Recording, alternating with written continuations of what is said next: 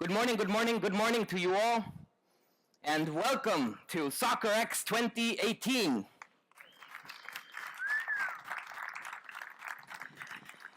It is a great day to be here in Miami. This city is, I'll tell you, craving for anything and everything that has to do with soccer. You can feel it everywhere. And we're actually getting what we want, maybe even a little bit more, because not only will South Florida be having an MLS team come 2020, but also we as a city have the honor for the next couple of days of hosting what is the biggest, the most important, and the most influential soccer expo in the world. My name is Alejandro Berry. I'm a sports anchor for Univision, and it is my privilege to welcome all of you to South Florida, welcome all of you to Miami, and welcome all of you to Marlins Park. It starts right here, right now. This is Soccerex 2018. So to get things started, let me introduce to you the mayor of this great city of Miami, Mr. Francis Suarez. Thank you very much. Carlos said it very, very well. What a confluence of events that have happened just in the last week alone. Obviously, everyone remembers and recalls that just a week ago, our residents, by a 60% margin, approved of MLS coming to the city of Miami. Just last night, we had the grand opening of the CONCACAF headquarters in Miami as well, in downtown. And of course, today we kick off Soccerex in the city. I'd like to begin by thanking, because there's so many people that we have to thank. Obviously, MLS Commissioner Don Garber, Alan, who's here. Thank you so much for the former president of U.S. Soccer and one of the creators of MLS. Obviously, U.S. Soccer President Carlos Cordero, Chairman of Soccerex Tony Martin, President of CONCACAF Victor. Thank you so much. Alexi, thank you for being here. John Christic, Executive Director of the World Cup Bid, and Univision Deportes, Alejandro Berry. We are so honored to have all of you here today to kick off this amazing convention. Miami is a world-class destination for sports, business, and tourism. Just like soccer, Miami is uniquely diverse, multicultural, and global. This is why we serve as an ideal venue for this event to unite thousands of soccer's most influential voices to share ideas and shape the future of this international sport. Soccer is becoming the sport, not just in the U.S., but here in South Florida. In fact, I believe there has never been a better time for soccer in Miami and in the U.S. than right now. As I mentioned, our MLS team will be coming to the city of Miami in an iconic site and venue with over 60% across the board approval in the city of Miami. Our parks are bursting at the seams with children playing soccer, bursting at the seams. We literally cannot maintain the sod sufficiently for the volume of play, so we have to do a lot of artificial turf. Just yesterday, of course, we helped inaugurate the CONCACAF headquarters. Philip, thank you for being here. Victor, thank you so much again for being here. And we were obviously recently selected as a proposed host city for the 2026 FIFA World Cup. I did not want to put the FIFA president on the spot to have him make an announcement right then and there. Maybe put a little pressure on him over the weekend and see what we can get accomplished. But this is really a generational opportunity for soccer and for sports in Miami and in the United States. My son only plays soccer, and so many sons and daughters of our city only play soccer now, and that change is happening, and it's a generational opportunity. I was telling the president of FIFA yesterday that you have a 20-year opportunity here. If we don't capitalize on it, it'll be lost for 20 years. And I think what's amazing about this moment is that we are capitalizing on it, and it's so clear based on the things that are happening. With the addition of an MLS franchise, Miami would be only one of 11 cities with all 5 major league sports. Think about that. And if we get Formula One, we may be the only city in the world, not just in America, that would have all 5 major league sports, major sports, and Formula One. Soccerex's mission is to grow the game of soccer, running concurrently and directly in line with Miami's electrifying enthusiasm for soccer. This is an exciting time for the city of Miami, and the game of soccer has a tremendous amount to do with it. I'm extremely excited to see how this universal sport makes our city more vibrant, energetic, and a dynamic place for all of us to enjoy. Thank you, Joe, for choosing Miami to promote this beautiful game to the entire world. Thank you, and God bless each and every one of you. Thank you very much, Major Suarez, and thank you for all you've done to promote soccer in the city of Miami. As a resident, I really appreciate that. And now it is time for me to introduce the man who makes all this possible, Mr. Joe DeGrossa, Chairman of Soccerex.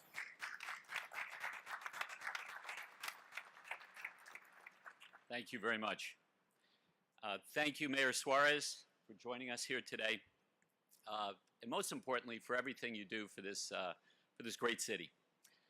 Your Royal Highness, ladies and gentlemen, I am pleased and honored to welcome you here today to Soccerex USA 2018. This is the first time we've hosted Soccerex here in Miami, and we're delighted to have all of you here with us today to discuss the many, many exciting developments in the world of football. Miami is at the epicenter of the Western Hemisphere for soccer, and we hope that Soccerex, in coming to Miami, can be a landmark event for the future of soccer in the Western Hemisphere. A cornerstone of Miami's success is the Inter Miami team, and I'd like to congratulate David Beckham, Jorge Mas, and the entire Inter Miami team. And congratulations on receiving overwhelming approval for the new stadium. There are also a number of people I would like to thank for making all this possible. First and foremost, I would like to thank the former chairman of Soccerex, Tony Martin, for his 22 years of invaluable service to Soccerex. Tony is a beloved member of the Soccerex family. The great news is that his son Joe is with Soccerex to continue that legacy. Perhaps most importantly, I'd like to honor Rita Reevy and her late husband, Duncan. Together, they've been the backbone and driving force of Soccerex for all these years.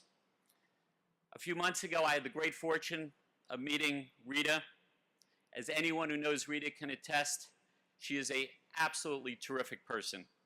As chairman of GACP Sports and now chairman of Soccerex, I could not be more proud of our partnership with Rita, her team, and of course, our new CEO, Phil Geoghegan.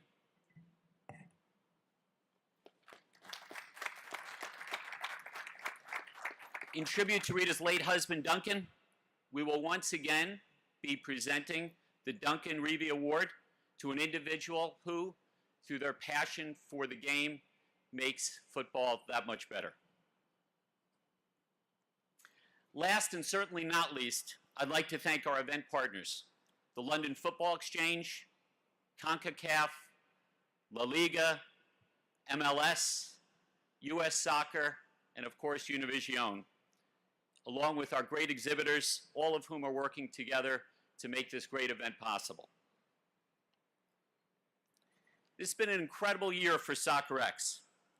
This past April, Soccerex hosted its inaugural event in China, bringing 2 decades of experience to the fastest growing football market in the world. The event brought together 1,500 delegates, 40 speakers from 55 different countries. Now here at Soccerex USA in Miami, we have 1,800 delegates, 90 exhibitors from nearly 80 countries. We have a number of exciting events coming up in 2019. First and foremost, we will be back in China in May. We will be in Europe in September. I wish I could tell you where it's going to be, but I've been sworn to secrecy. But hopefully we'll have an announcement coming out shortly. In fact, I'm confident we'll have an announcement coming out shortly. I encourage all of you to take advantage of your time here. If you haven't downloaded the Soccerex app, please do so. It's a great way to view the list of attendees and exhibitors and to connect with each other.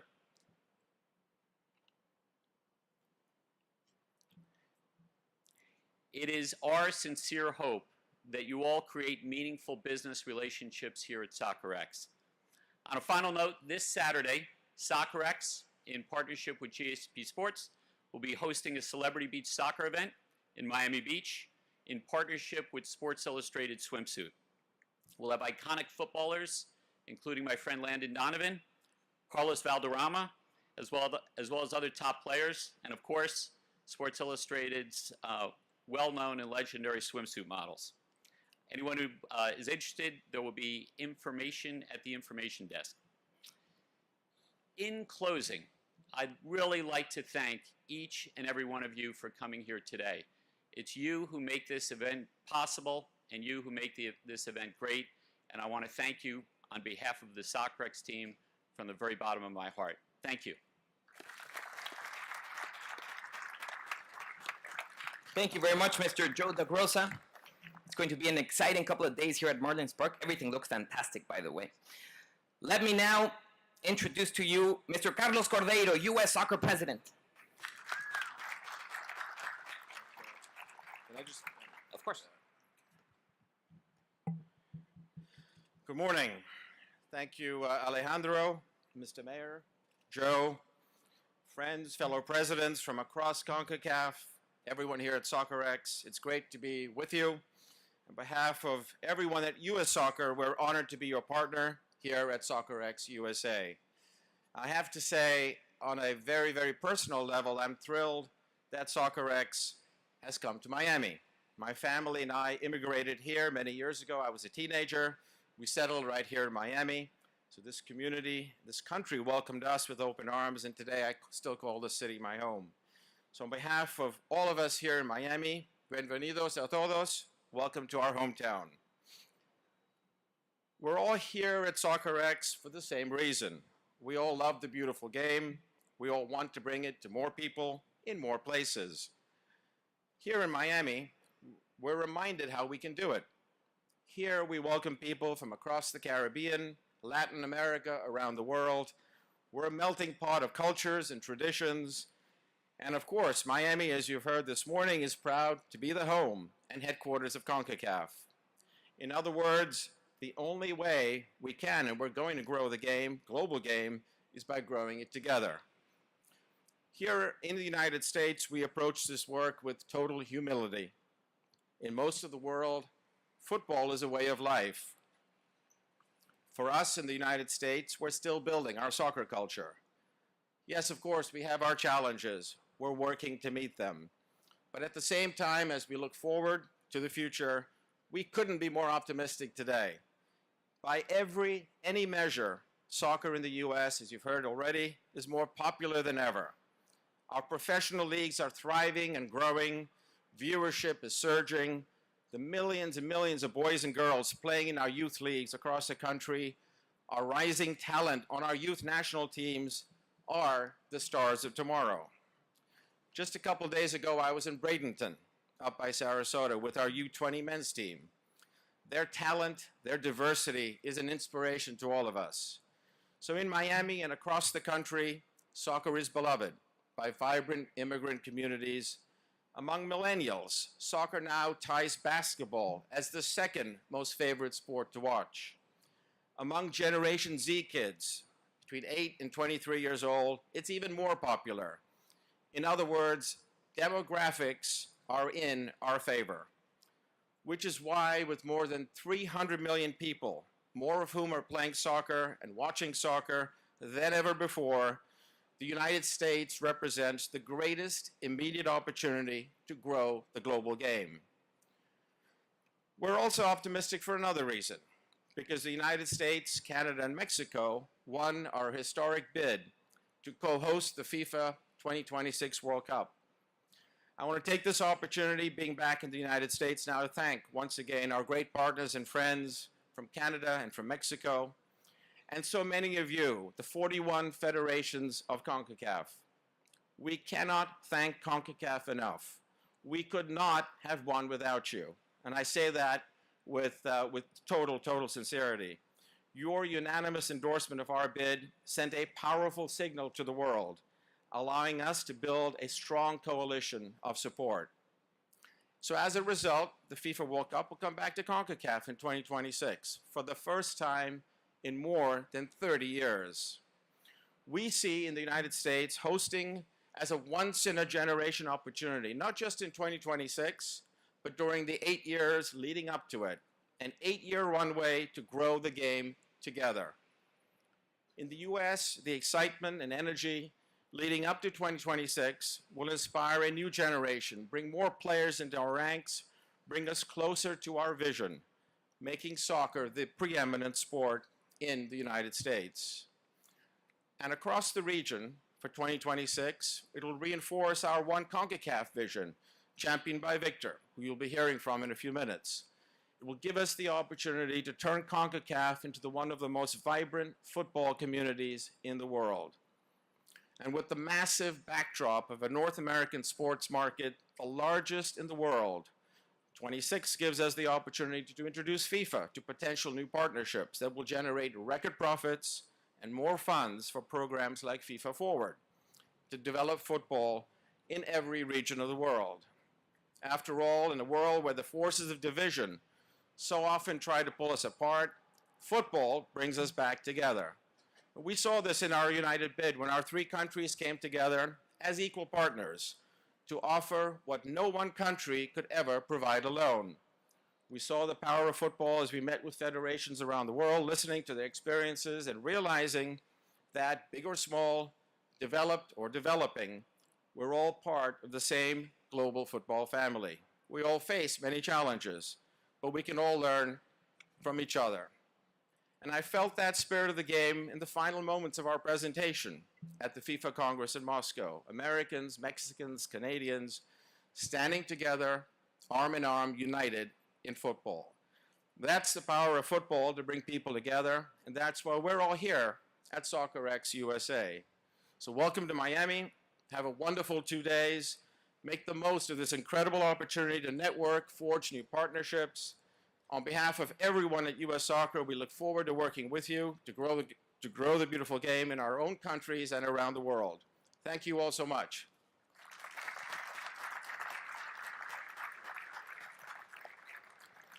Thank you, Mr. Carlos Cordeiro. And now it is time for a very special moment here at Soccerex. Let me welcome to the podium John Christic, former Executive Director for the successful United 2026 bid. The World Cup is coming home. Thank you very much.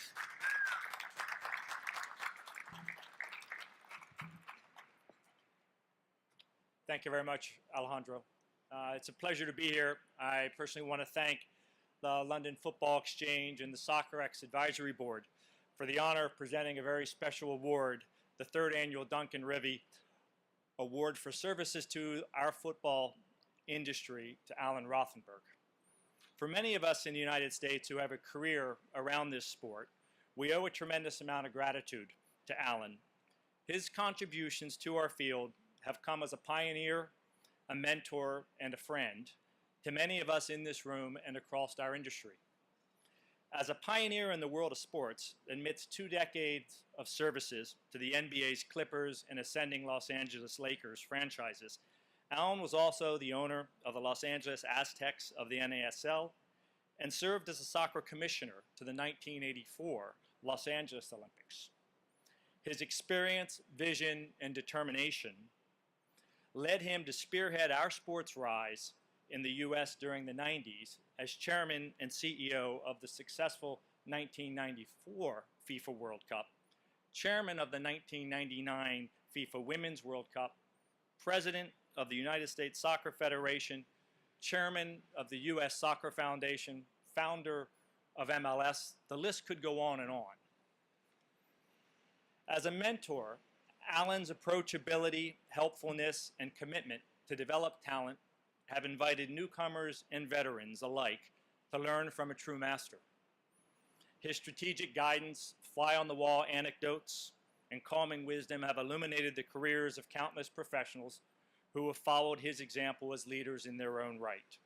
Personally, my first exposure to the sports business was in 1992, and it involved working with Alan on the 1994 World Cup. I can't overstate how much his guidance set the stage for my long career since then. Coming out of that event in '94, seeing how Alan continued to work tirelessly to grow the sport and our industry gave me great perspective, even as I took on the role that I had playing a part of the 2026 FIFA World Cup bid.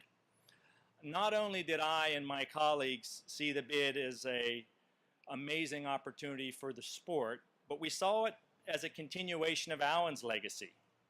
I gained a bit of inspiration each day knowing that the success meant, by winning, that we could pay forward to our industry by providing the next generation of sports professionals an opportunity to be associated with this magnificent event.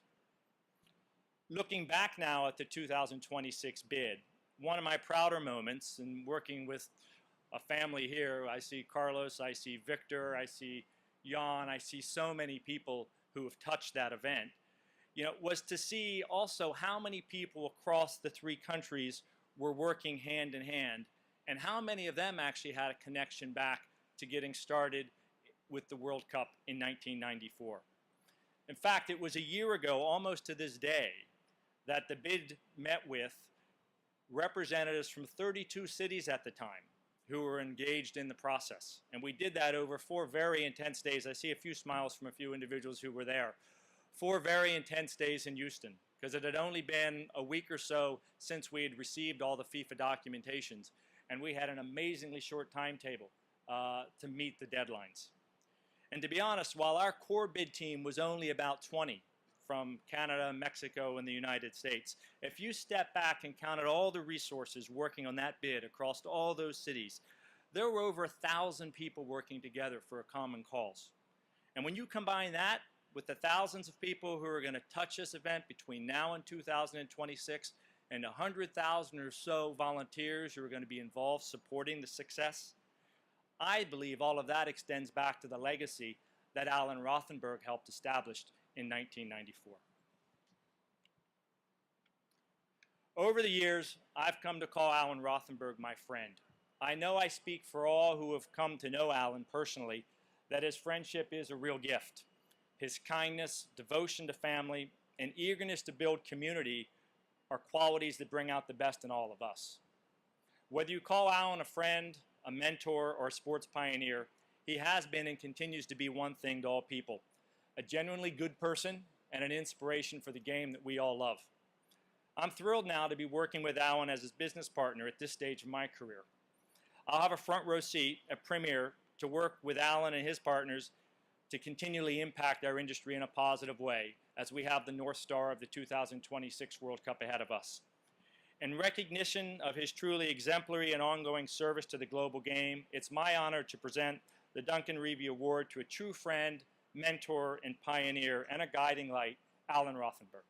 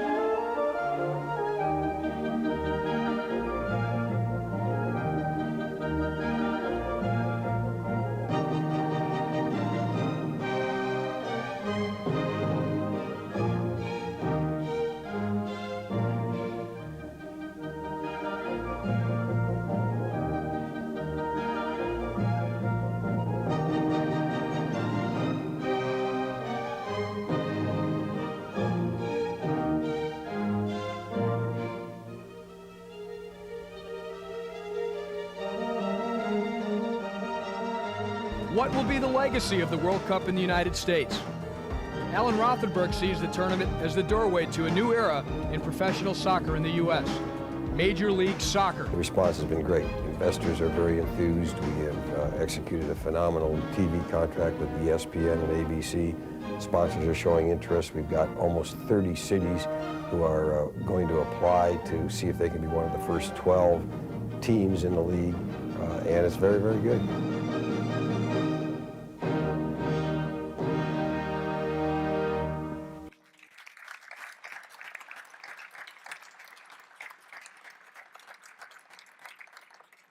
Thank you. And John, thank you. I'm going to tell my wife to bring you to do the eulogy at my funeral. I didn't recognize myself, but thanks.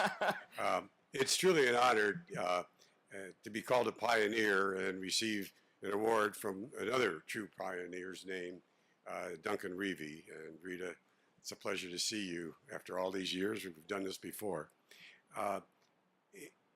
I want to take us on a 50-year journey leading up to today, because it didn't start in '94. It started in many ways with the North American Soccer League back in the late 60s, early 70s. It is deemed a failure because it went under, but it was a success because it was the spark that lit the flame that has ended up being not quite as bad as one of our California wildfires, but almost like that in terms of the growth of the sport. John mentioned the Olympics in '84. That was a turning point because for the first time ever, and maybe since, soccer outdrew track and field at the Olympics. And at that time, the IOC, if not now, looked down on soccer. And FIFA was incredibly impressed that we sold out stadiums all over the country, including huge ones like the Rose Bowl in Los Angeles. And that then made them realize that they could take a chance and allow the United States to host the 1994 World Cup. The dogged effort of my predecessor, Werner Fricker, resulted in that award coming, and then I had the honor of accepting that responsibility. What's happened since is nothing short of miraculous. We set attendance records, which probably will never be broken, at least on an average basis. They can go to 48, they can go to 60 games. They're never going to have a better average. So we're proud of that. We're proud of the fact that it lifted the United States Soccer Federation out of near bankruptcy to solvency and created a foundation which has distributed over $200 million worth of benefits to the soccer world since then. And of course, it was also, thank you, Lexi,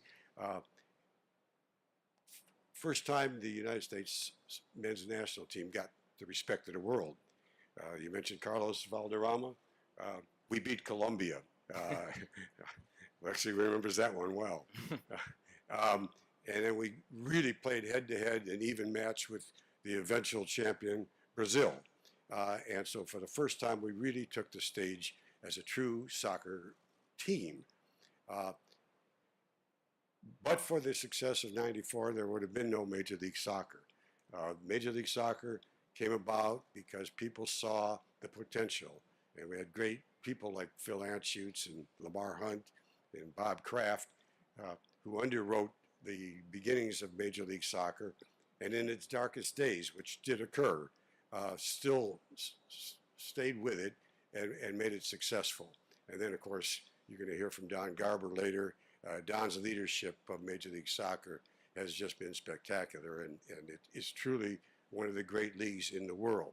From an attendance standpoint, it stands up there with about, I think maybe there's 3 other leagues that are better average attendance than Major League Soccer. And so '94 was that platform. And then '99, FIFA gave women's soccer lip service up till '99. Some would say that's still the case, but I don't want to get into that. But the '99 Women's World Cup was again a breakthrough to show the world, with America's leadership, what can be done. So we talk about '94, and it was great. now I want to talk about the future. Carlos talked about it. It's so important. 94 was used as a platform to elevate the sport at every level in the United States. Carlos and his colleagues in Canada and Mexico see it as an opportunity to elevate it, as Carlos said, to global prominence. And I expect that in 2026, number one, you're going to see a United States national team that will be competing right at the highest level. I won't predict victory. I don't put that much pressure on you, Carlos, but we're going to be up there. And the global world, which has been descending on the United States as it is, will be doing that even more than ever. And it's my vision that 8 years from now, I'll be standing there and awarding this to Carlos and his colleagues in Canada and Mexico for the amazing job they've done. So I thank you, and I thank you for all the contributions all of you have made for so many years and will continue to make on behalf of the great sport. And it's, again, a great honor to receive this award in Duncan's name. Thank you.